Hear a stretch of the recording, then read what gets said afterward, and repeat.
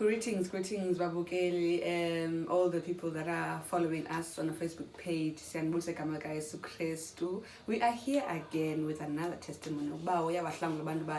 One family at a time. Sinabantu namhlanje abasi khayisile bavule babenathi. So ndizawuhanda over kubo mama bamolweni.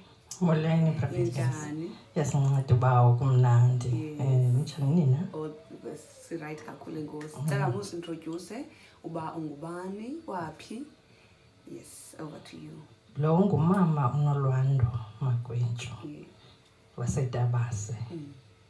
Ndilapha kumprofeti uJemes. Ngenxa yengxaki zabantwana abahlaselwayo nguSathane. Ngoku ndize ukuze ndive kuthiwa kukhona umprofeti obuhlangulayo egameni lenkosi uJesu. Ndingumakhulu kumkazimulo. Ndingumama kaSomanga Magwentsu. Ndize nabo ke apha ngenxa yengxaki abe bahlaselwa zizo ukuze bahlanguleke kubandisela kwaSathane. Okay.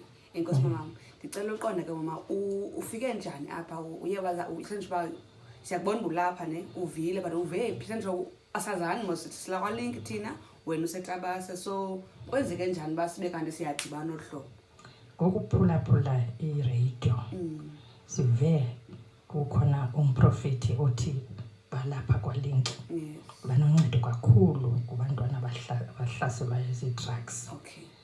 Ndaqonda ukuthi ke namali ke ndizise lo wami umntwana ngoba kudala ndihamba khopho ndingayanga khona ndingancedakali. Okay. Ndazofuna uncedo apha lukaThixo. Amen. So unkazimlo apha ngophi? Unkazimlo lo ngumfana ophakathi. All right. Okay. And then ingxaki yakhe ibiyintoni yona? Ingxaki yakhe ibizi-drugs. Adla i-drugs athatha la nabantu ifowuni. Imihla ngemihla kwam kufika abantu bezisa ityala bemfuna befuna ukumbulala. So that ndisakuva ndabona ukuthi makike ndiyofuna uncedo. Okay. Molweni amanike. Amen. Amen. Relaxani siyancokola apha. Now we bless the Lord God. We glorify the Lord for what He's doing. Amen. Bathi sinike umkazimlo ingabe ngathi sithatha nje umfana pha sathi makathethe makazohlala. Amen. Yes, kumnandi into kayiphuma emlonyeni wayo. Yes. Yes, but Bolsa kwigama likaNkosi. Amen. Prof, no, sis Prof. Gama lam ngazimlo Magwentsu. Mayitabazi. Tilapha kuProf angesizathu asoba bengamameli. I think beni powerful ngokomoya omdaka ngokwenza izinto ezingalunganga. Tiqale engene kwami uyoba indoda ukulingeka. Meaning that oqala uyokuluka. We Prof. Indawo iqale pha ephuma kwami ke hayi ke kulapho ke ninathi qale utshaya ntoni pha? Bese ngitshaya intsangu nefake ngelo xesha. So ndahamba ndifunda itown. So itown akhona ingekhoyo ezi-drugs but so etown ufunda etown? Ewe Prof. But lokho izikolo zabelungu kanye etown nje? Izikolo zabelungu Prof. So basically bekhusha imali? Yeah Prof. Okay. So inenzekayo ke ngoku Prof khona laa mali umane uyinikwa kowenu kuthiwa hayi yokutya mhlawumbi umane uthenga phaa naphaa. So inenzekayo na Prof ndiyiseva laa mali. Each and every Friday sizi-friends siyakhupha ke ngoku imali ebesiyibekile sitsebe icingo esikolweni sinendawo esiphuma kuyo siqoma okay yabona ngoku no is free period makasitshe sihambe sitama house yonke into ilapha town and sikufutshane town silapha town nje yonke le nto yenzeka apha town. So sinendawo esiyaziyo uba khona ibright ezasenzeka uba yho beyinkulu le nto yabo soneliseke. So besisiya ke siqale kanjalo kancinci ndaphetha ndine-timing ke utshaya phi ke ngoku into ngelo xesha?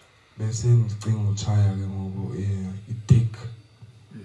Ewe bese ndivile ngetik but bendiyoyika uqala kwam but ke ndihambe ndade ndayiva. First day ndiyiva ayiyojonga kwamnandi ndangathi yho andikowalapha nje indlela yiyo itshintsha yonke into kwawena nje uvele uzifile like engathi uyaflowa nje yabona like ingathi awuhambi wena like kwa izinto ozicingayo ingathi ukho lapha like inotshintsho oluninzi xa soyitshayile iqhatha kakhulu iba ngathi yonke into yeyakho akhona ngonongayenzi like kunika namandla like yenza izinto ezikamoya omdaka woyikwe ngabantu. Awukawuthi kunika amandla, you mean that vele uzive ingathi uyibhosa kunalo? Yeah, wonke umntu umjonga. So awukaqali ke ngotshaya, awukaqali ukuba andikabi ndisangena ngelaa xesha kuyo. ngomntu lo nyaka? Lo nyaka ngo-2015. 2015? How old were you then? I think I was 20 years. How old are you now? 20 or 19, I'm 25 years this year. Yeah, ndingoka 1996. Yeah. So iba nezinto ezidishayo kuwe xa uye uyitshaya. Iba neengcinga eye izifaka kuwe. Okay. Kubonisa izinto abanye abantu abangenokhawuleza bazibone. And nangokuqhatha umuntu i-perfect iqhatha ungakholelwa and you always win xa uqhatha ngayo umuntu. Okay. Because inamacebo ngamacebo ewavezayo entloko ukuba khawuthi man hayisuka ulahlekelwe into ethile man esikolweni udinga imali engange-150 uzothenga i-textbook and le textbook uyagxothwa eklasini awukwazi no-attend iclass uzikhalise uzenze usizi like inamacebo amaninzi okwenzela imali bayitshaye. Umakhulu wathi ucinga ezinye iintsuku wawucela imali ngazo. Uyadibanisa ingxaki naye umakhulu azange ayicinga. Kaloku yincoko lesikoyika makhulu. Uthi makhulu hayi iyarekhoda le nto. Uyarekhoda khulu. Don't worry. Uyohlangula. This must not be faked. This is not faked. Into yenzeke manyani. So saying makhona. How we are sharing it for other people as well. Abona amandla kaThixo one and bayazi bangaba nje bomzali ekhala lapha angancedakala naye. Amen. Yes.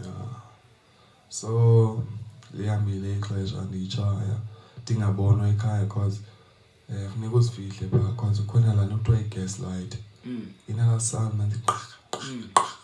So benecebo ke mna ke xa ikhala gaslight kukhona umntu odlulayo ekhaya ndithi enzipho ezilini ekhadi ayasukolisa.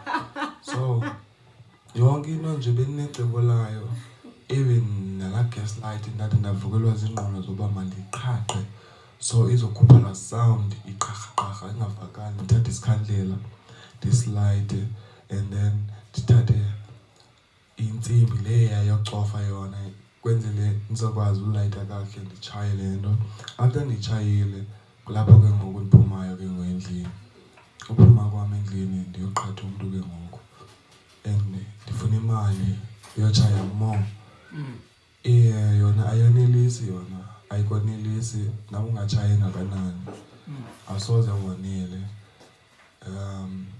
Ndaphuma ke ndayibona imali apha ekhaya bazondikrobela uba heyi le mali le each and every day ufuna imali enintsi and unezitori. Ndiqonda ndizawubhaqwa mani ndizawubalekelwa yimali mani apha ekhaya mandive ndithinge mandenze amacebo wazizenzela le mali yabona bro. So lihambile ixesha ngafika iqhinga eliyi-1 lithi hayi mani ifowuni faka apha down mathengise phaa koomarazo. Kukhona indawo kuthiwa kuseGrosvenor. Yeah. eGrosvenor wazafika phaa kwi-freeway phakathi onshores total hayike phaa kubhizi phaa khona busy. amakwerekwere abona amakwerekwere akunika kamali uyifunayo. So into ilula phaa ufika uthi hayi man, my friend, man, take this friend yabo.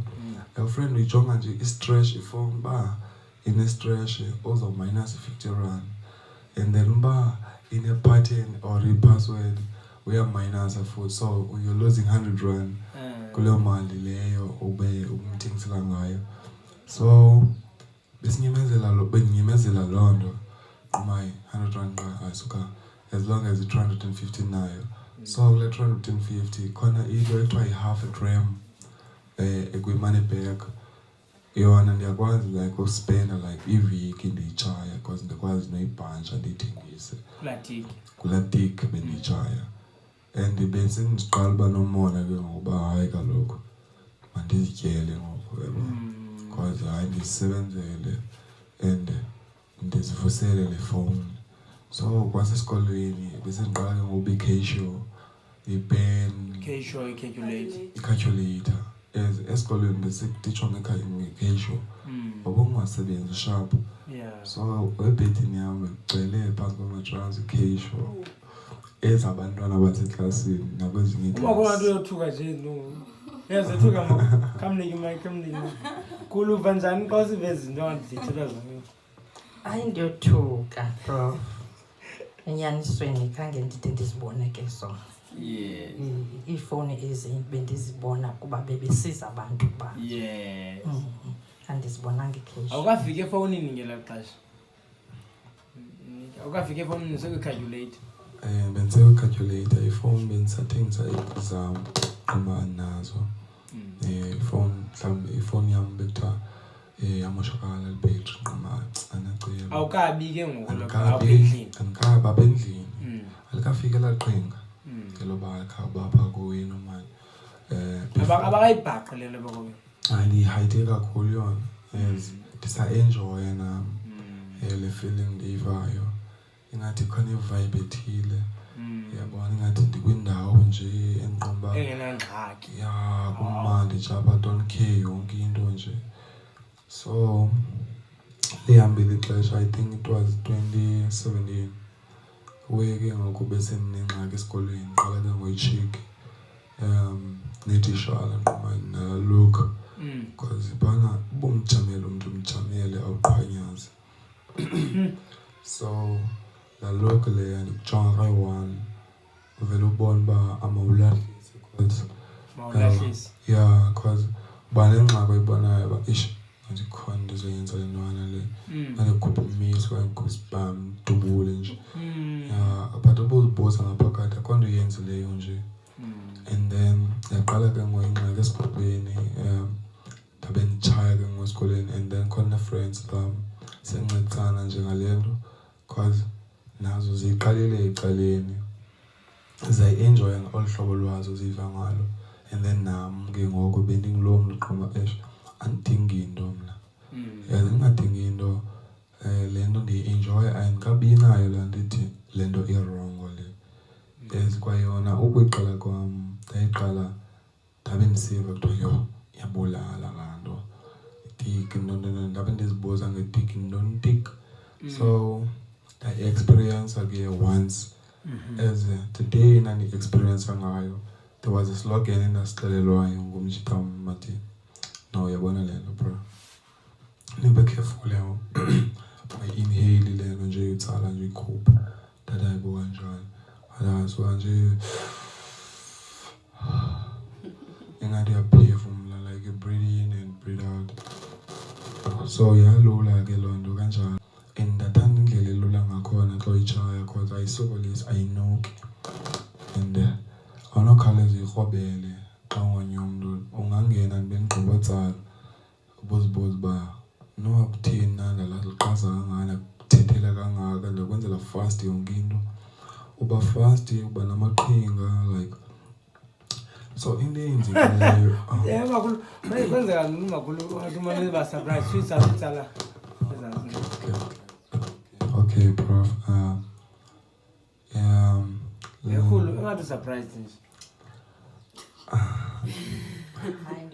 ingxaki nam ndiyaqala uyithetha le nto Yeah, no presence. as kudala ndayihayida ever since 2014 ndiqalisanga ndiyiphika kumakhulu mandithi makhulu andinceda imali ye-time makhulu aqima ke ngena mfuna ye-time ndinike lo 20 rand qima ke akayazi ufuna ntoni na Le ntombazana sondeza nje mlomo usathana ebedlala ngabantu bam Nkosi yami ebendilwa ngabantwana kum ebefika afike uthixo ndimazi abhenele bantwaneni. Nkosi yami Le ntombazana yona yagula kudala imigraine iminyaka indibani 2013 endihlaselwa imigraine. Oko efunda ungena ephuma isibhedlele uba khona kwizawubhala kuyabhalwa ubhalile ugqiba kwakubhala uhlaselwa le ntloko ulala esibhedlele. Yakhula indaba yentloko kwazalwa i-anxiety depression zonke izo nto zikhumshileyo nee-bipolar. Uhlaselekile nje kulo nyaka selele kathathu esibhedlele kane esibhedlele 2021 ngoku. Nkosi yami Oko from February walala esibhedlele uba uphuma namhlanje esibhedlele ngomso ibuye indaba funeka uba makaphinde aye esibhedlele. Sibuya esibhedlele ngoku eseAugustine kodwa isedebe isibhedlele esikhulu bathe oogqirha basemthatha i-specialist zathi zohlulakele make zimthumele kwabanye oogqirha abacinga bafana bangabanceda. Phayana akubonwanga nenye into akho testing enziwanga kodwa bathi i-results azikhuphi nto. Ubuya kwakhe ulele nje netho lasuku wahlaselwa ke ngokunake ngumlenze bekunzima ndimphethula ekhala ndamsa kugqirha Friday. Ugqirha uthe mama andiyazi le nto nalo mntana kangaba ndizokutshaja ne-consultation zamnika isitofu. Kwathi kuba kukho lo nyana kasister wakhe ophaya kwaprof wabe esithi babe besithi abantwana sebelapha bathi makakeze naye apha. Andinawuxoka into usathana uyayilwa into enempiliso ngoba uthe xa ndithetha naye ndambona into yoba akafuni ukuza kodwa ndibona uba ufuna ukunceda mna. Sizile sazawufika apha uze phaya ephethwe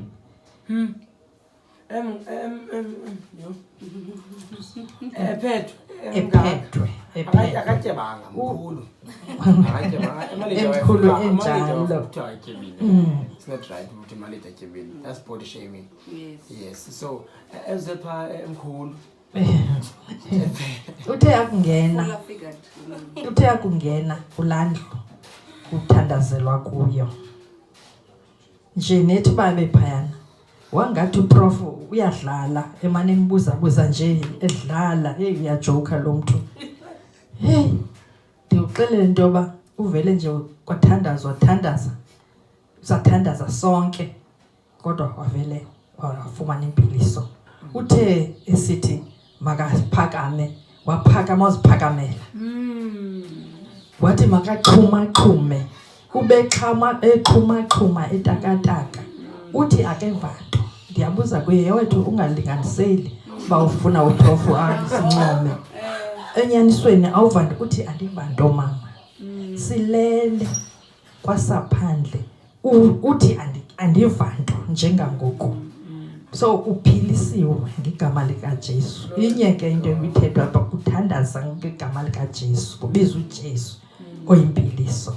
So uphilile lo mntwana ulele ephilile within an hour singenile apha. Mighty God. Amen. Umuntu ngokimoto yami gravel road uthini pha emotweni nje imoto yami gravel road mama kathetha ngokwakhe bathanda baprofeti ka bathanda uthetha into yothetha is part of their calling. Yes dear. Kala anyway Kala how the feeling how you felt ngesikulo and how it got to you, things that you spoke to us. Oh, when you started. Yeah.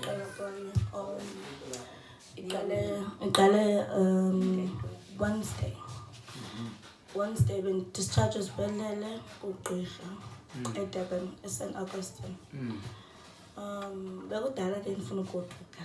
Ade besithi ugqirha uba ndikwi-observation undijongile. Yes. Ndiqonda andisayi-understand ngokuba ndihleli entweni apha because ndifeelisha uba ndirayithi ngoku ndibona iimeko zabanye abantu zindistress. So ugqirha wade wandidischarge bendivuya kakhulu xa ndigoduka because unyaka wonke mosithayi ndihlale ekhaya because from uFebruary bendihlele eSt Mary's, from eSt Mary's ndahamba ndaye e-Underberg. Ndawahlala 21 days. From there ndaphinda ndawahlala esibhedlele and from esibhedlele ndatransfera to eDurban. So bendivuya kakhulu.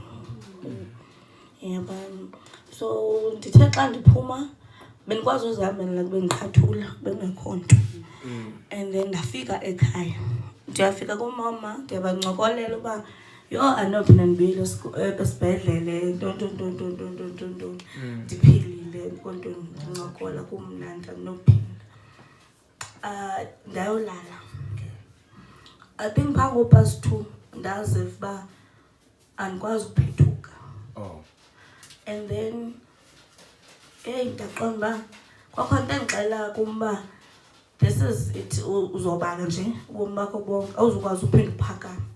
Yho ndaqonda uba ke ngoku yabo ngoku bendisesibhedlele bekhona into ethi mandibuyele kuThixo sobhedle but I needed i-revival. Bendisitsho izolo ngoba bendithandazanele because le nto bendiyidinga le uba I needed to revive yabo moya wam bedinga that laa nto uvuselelo uyabo because uyakwazi uzithandazela but ilaa nto yokuba you need i-guidelines nezinye izinto uyabo. So ndaqonda andiyazi kwenzeka ntoni but nge-5:30 nto xa ndiphinde ndizama uphakama andikwazi uphakama and then ndikwazi umama ke ndimxelela uba kwenzeka ntoni othuke kumama. And then the whole day bendinjalo wabemane ndiphethupethula ndiyakwazi nothini. Let me explain the feeling. Ingathi ungathi kulapha emlenzeni iyanyuka le nto, ungathi ndihlatywa ziinaliti and then iyanyuka apha ethangeni iphinde iye apha ngemva ngasemqolo. Andiyazi uba yinto enjani. Oogqirha abayiboni prof. BekuNgolwesine that day bendimane ndisela iipilisi and then ndilale. And then Friday umama ndisekwagqirha bendiqonda uba andirhaleli nokuya kwagqirha. Ndimvile ngokathetha ngento kaprof qha akhange ndibe laa nto yakho yokhomenta ndiqonda uba andiyazi noba ndiyafuna uya noba andifuni uya. I don't know uba ndisiva kanjani uyabo but ke umama wabe esenza izinto bengandiphi chance. And then ke ngoku wafika sithi siya kwagqirha and then ugqirha uthi ke ngokuba akazange ayive into yoba le nto yenzeka. I'm 24 years old. Uqhele uyiva kwabantu abana-55 and so zange ayive isenzeka kumntu nayo. So noba ucinga uba something psychological or something like that. Yho ndaqomba ndiphelelwe ngamandla ke ngoku nyhani. Ugqirha athi akakwazi undinceda because bendithembele kugqirha uyabo. Athi umama hayi uthi ugqirha ufuna undiadmitha. Athi mama no come admit Monday. Abe sithi kumama uba sinale appointment ngomgqibelo. Andifarhali uba uyaphi yabona sendifuna nje utya ipilisi ndizilalele phaa ekhaya.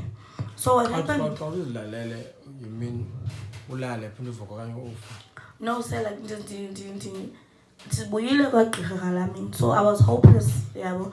And then into ebendiyicingile ke ngoku I had suicidal thoughts uba okay ndinezi pilisi etraplin but ke zezaphela and I've got idomicam ezinye ezistrongo kakhulu. So I was bendizawuthatha ezi domicam ziyi-60 ndizisele ndiqonda okay I just wanna end this yonke le nto iphele yabo because ndifilisha hopeless. This is it. Xa besithi oogqirha bakwazi undinceda akho nto and uthixo bendizama umtrust again but still ke ngoku uphinda uyandibuyisela kwinto yoba ndingazukwazi uhamba. Ngoku ndizawuphethulwa andikwazi noziphethukela hayi andiyazi. And you know uSathane uyadlala ngawo xa uzancedakala because honestly mna I didn't want to come here ndiqoma eshayi andirhaleli ukuza because bengakhomenti ngengoma bethetha ndiqonda uba andirhaleli ukuza apha. So what happened is izolo umama ke waququzela and then emini ndazilalisa ndaqonda uba uzothi ndilele so asizokwazi uhamba maqhaga sathane amaqhaga sathane ndazilalisa and then ndavuka ndazicenga uqoba umzimba ubuhlungu umdiwa nohlamba ndazicenga bekunzima ngoba ndisiza apha imoto indixikizele kuba buhlungu ngondisapha ndimane ndikhala nxoma ubuhlungu nyani.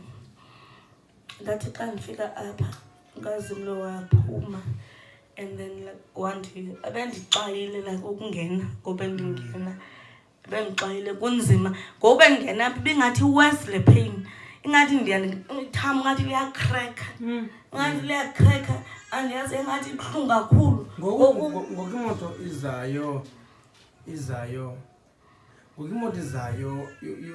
zingena gravel road most apha xa imoto.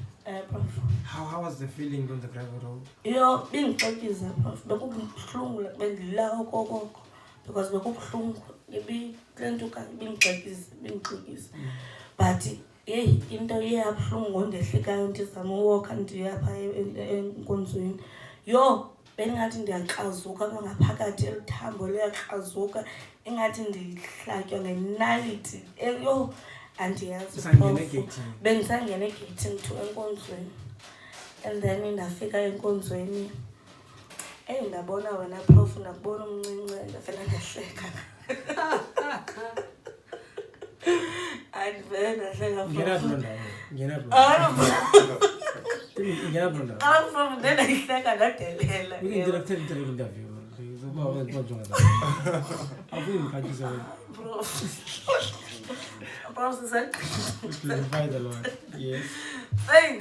ndathi yo hayi umncinci uprofethi uzandinceda ne ndathi amandla nawo but ke ndendawava amandla uba you're so powerful I don't wanna lie and then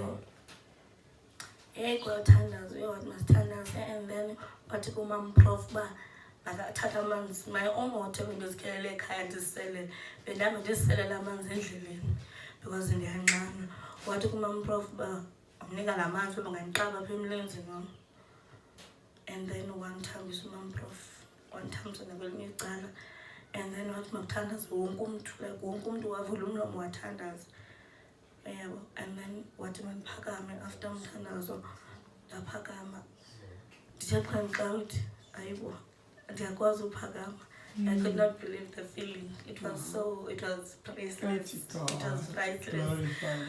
Yo, it was priceless. Yo. Ndikwazi uziphakamela. Ndaxhumaxhuma wathi mandiphakame uprof ndixhumaxhume. Yo, I thank God. I thank God. Ndiyambulela uThixo kakhulu ngale ndawo. Yo.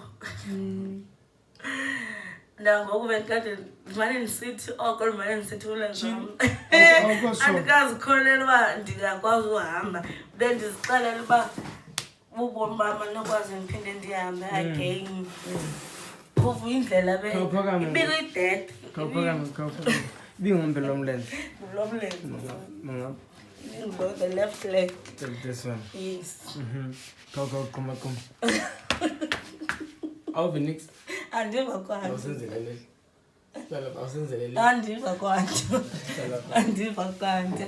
I thank God so now your faith is restored and you've got faith in the Lord and ndibulela umama ngoba afukuze ndathi kudala efukuza side sibe silapha nangoku ndiyambulela uThixo ngento yonke ndiyabulela noma I've got spiritual parents now kunto yonke I thank God. So now you need to go back because that's better. Yes sir, I need to go back. I need to give my testimony to people because they know me.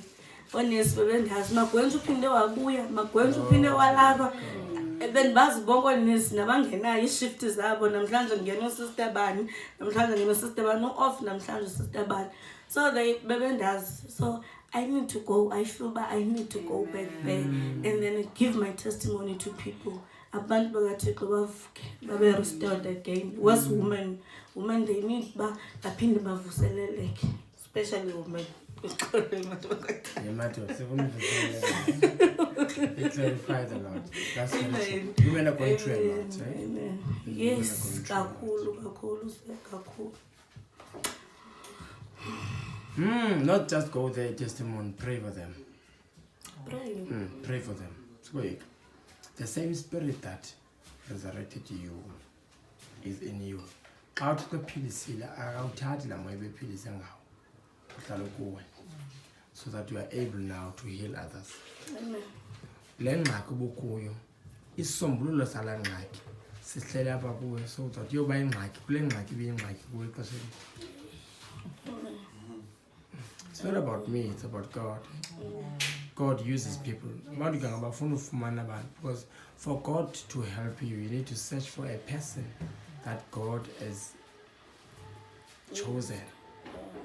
Because healing as I told you that we had careers, direction in life, but you had to drop all that for His glory. So in impilo yethu nasanele kuthi sinemoto entsha ngoku singenamoto sinemoto entsha thina ngoku testimony zenu. And life changing families are restored. That's it. So we glorify the Lord. May the Lord take all His glory. And because He's worthy to be praised. Thank God. Amen. Moms, I work then. I love the club. I'm going to okokugqibela ndibonga uNkulunkulu bemhle uThixo into andibonise zona. Ndibulela nale nto ukuba bavele aba bantwana bam bahlaseleke bobayi-2 kanti kufuneka uba bazohlangana nenkosi. So uThixo ulungile, umhle, ndiyamthanda naye uyandithanda. Ndingumzali kubantu bonke abathe bahlukumezeka behlukunyezwa ngumzukulwana wam. Abanye bendikwazi into yoba ndithi ngusizi loo nto ayithathelweyo ndithathe imali yam ndimnike. Kodwa kuye kwavakala ukuthi bathi abantu nditefisa umntwana wam okanye ndizixhayisa ngemali. Ndathi Thixo le nto bendiyenza ngenhliziyo yam yonke ngenxa yovelana naba bantu. Ngoku mandiyeke ngoba kaloku sele ndibizwa ngolunye uhlobo ngoku endingelilo. So ndicela uxolo kubantu bonke abathe bahlukumezeka izinto zabo zadestroywa ngulo mzukulwana wam. Ndimcela uThixo into yoba abongezelele apho bebethatha khona baphinde bafumane ezaa zinto egameni lenkosi uJesu. Amen.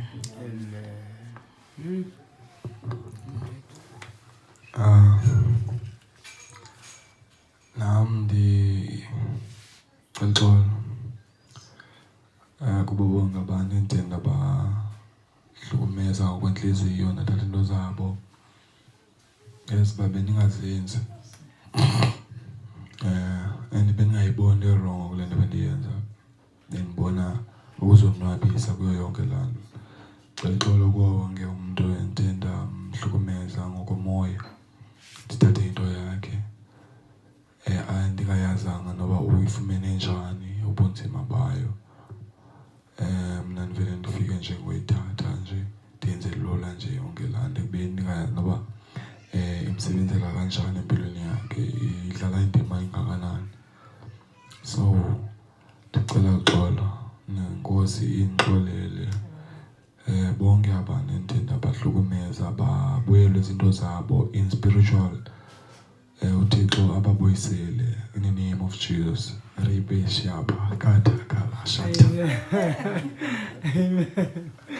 I think we are done, eh? Yeah. She's fine. No, I think we are done. We are done. Thank you so much.